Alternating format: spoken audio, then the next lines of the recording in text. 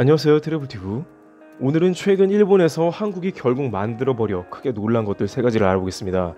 최근 일본의 수출 규제로 인해 한국은 일본에 의지하던 산업 주요 부품과 소재, 장비 등에서 큰 위기를 느끼고 있습니다. 그러자 일부 업체들은 탈일본화를 서두르며 재빠르게 국산화에 돌입하고 있습니다. 쉬운 일은 절대 아니며 그 가운데 규모가 작아 연구개발이 힘든 한국 업체들은 일본이 수출 규제 품목을 확대하고 추가 보복을 강행한다면 큰 피해가 예상되는 등 어려운 상황도 전망됩니다.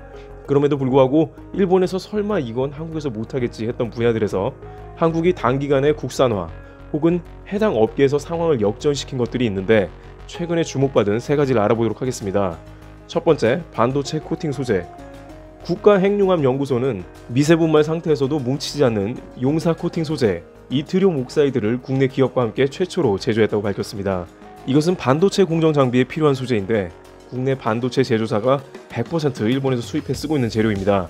우리나라에서 만든 이트리움 옥사이드는 핵융합연구소의 플라스마 기술을 적용했는데 제품 수준이 일본 것보다 우수합니다. 입자 크기나 유동도 측면에서 일본산을 뛰어넘는다고 핵융합연은 강조했습니다.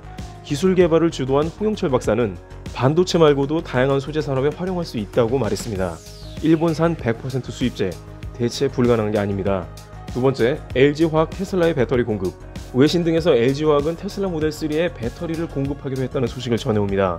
많은 사람들은 테슬라가 전기자동차 회사이니 그 분야 최고 회사인 LG화학이 공급하는 게 이상하지 않다고 할 수 있었습니다만 테슬라는 파나소닉과 독점 계약을 하는 등 난공불락의 업체로 여겨졌습니다. 또한 이번에 테슬라가 중국 공장에 올인하면서 출하량이 늘 것으로 예상되지만 다른 업체는 일본의 파나소닉 때문에 그림의 떡이었다고 전해집니다.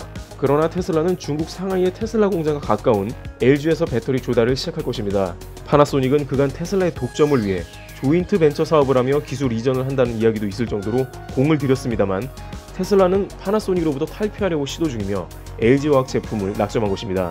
일각에서는 테슬라가 중국 공장을 세우면서 어느 정도 예상은 되었으나 미국 시장에서 테슬라와 파나소닉이 네바다주의 최대 배터리 공장을 운영하며 협력을 과시했지만 독점 공급 체계는 가격 경쟁력을 떨어뜨린다는 판단이 지속적으로 작용한 것으로 분석하기도 했습니다. 파나소닉은 중국 시장 성장 속도에 따라 LG의 점유율을 빠르게 빼앗길 수도 있다는 전망도 나옵니다. 세 번째, 리튬 개발. 앞 뉴스에 이어 국내 배터리 기업들이 경쟁력을 가질 수 있는 희소식이 될 수도 있겠습니다.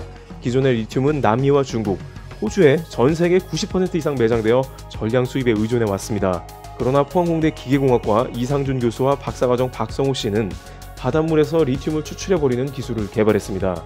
기존 방법은 매우 복잡하고 산업용으로 쓸 수도 없었는데 이들은 간단한 설비와 함께 산업용으로 활용할 방법을 개발한 것입니다.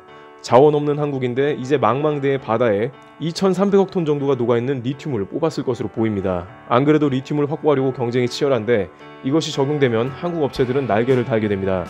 또한 배터리 관련한 다른 신기술로 한국연구재단에 따르면 국내 연구팀은 기존 전기자동차 용량을 무려 5배 늘리는 기술을 개발했습니다. 기술적 한계가 있었으나 실리콘 기반 자이로 구조로 이를 극복했습니다.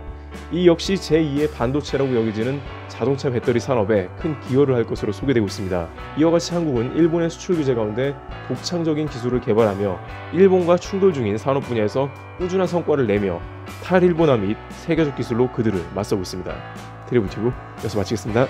감사합니다.